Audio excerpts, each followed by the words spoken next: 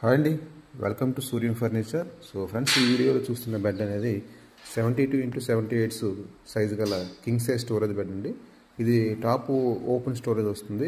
Completely teak wood అండి. So మీకు without polish ఉన్నానని కంప్లీట్గా చూపించడం జరుగుతుంది. ఇది ప్రజెంట్ మేకింగ్ అవుతుంది. మేకింగ్ కంప్లీట్ అయిపోయినట్లే.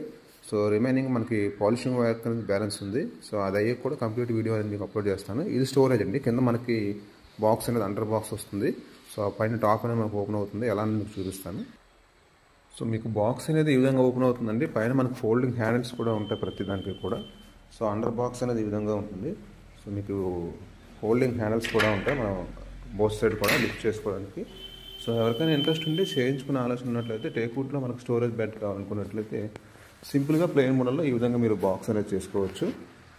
సో వీడియోని అయితే తప్పకుండా లైక్ చేసి షేర్ చేయండి. మన ఛానల్లో ఈ వీడియో మీరు ఫస్ట్ టైం చూస్తున్నట్లయితే తప్పకుండా షేర్ చేయండి ఫ్రెండ్స్. ఇది మీ సూర్యం ఫర్నిచర్, వైజాగ్.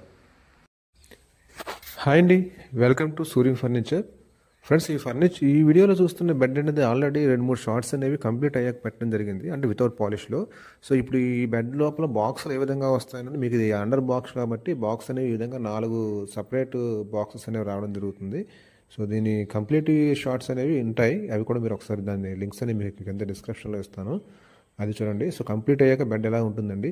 ఇది కంప్లీట్లీ 100% జెన్యూన్ టేక్వుడ్ ఫ్రెండ్స్. ఎక్కడ మన సెమీ టేక్ యూజ్ చేయలేదు, బ్యాక్ సైడ్ ప్లైవుడ్ యూజ్ చేయలేదు, కంప్లీట్లీ టేక్వుడ్ ఫ్రెండ్స్. ఇది మీరు లక్షలు అయితే ఈ బెడ్కి పెట్టాల్సిన అవసరం లేదు. సింపుల్గా లో కాస్ట్లో మీకు 55,000కి విత్ స్టోరేజ్తో ఇది మీకు రెడీ అయిపోతుందండి.